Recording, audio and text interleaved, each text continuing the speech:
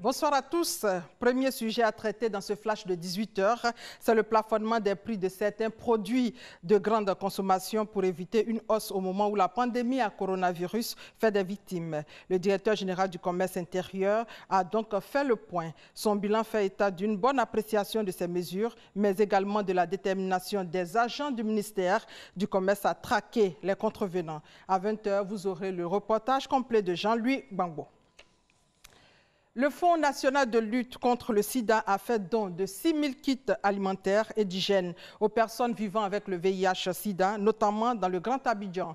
Coût global, 135 millions de francs CFA, dont remis au réseau d'ONG engagé dans la lutte contre le sida par le ministre de la Santé. Le point avec Salimatou Dia.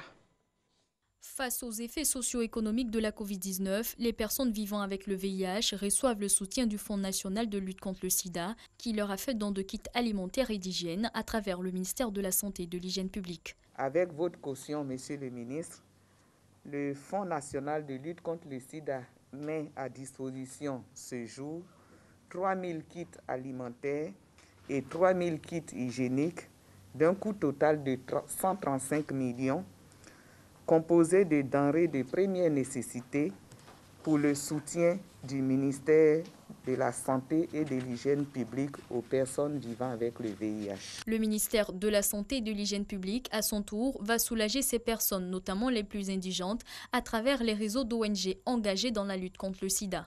Le soutien du ministère de la Santé et de l'Hygiène publique à travers le Fonds national de lutte contre le sida est la preuve que les personnes vivant avec le VIH-Sida font partie de nos préoccupations, car elles font partie des populations à risque accru face à la menace de la COVID-19.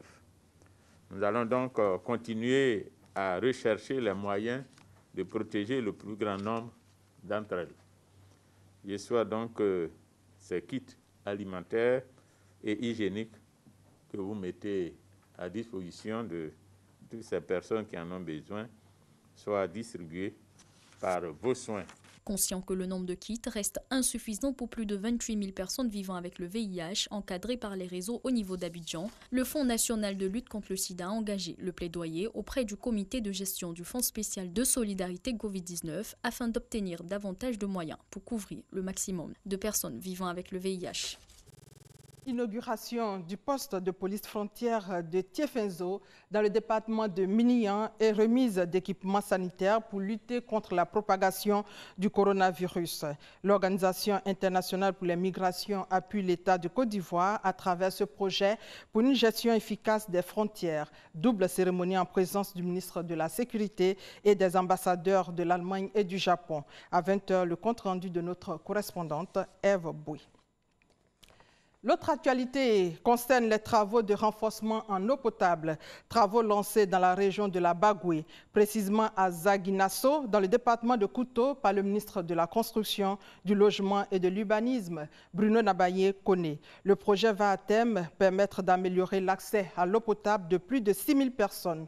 Coût du projet, plus de 135 millions de francs CFA.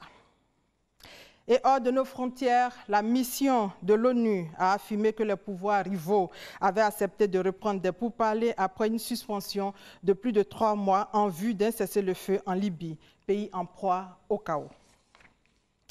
Aux États-Unis, pour terminer, George Floyd est mort par homicide après avoir fait un arrêt cardiaque à cause de la pression exercée sur son cou par les policiers. Diagnostic d'un médecin légiste officiel en charge de son autopsie. Aux dernières nouvelles, 18 000 soldats de la garde nationale déployés dans 29 États. Il faut signaler que les manifestations de protestation dans les rues américaines suite à sa mort font déjà écho au Kenya. Un peu plus d'une centaine de manifestants ont tenu à exprimer leur ressentiment devant l'ambassade américaine à Nairobi. Et voilà, c'est la fin de ce flash. On se retrouve tout à l'heure à 20 h. Merci de votre fidélité.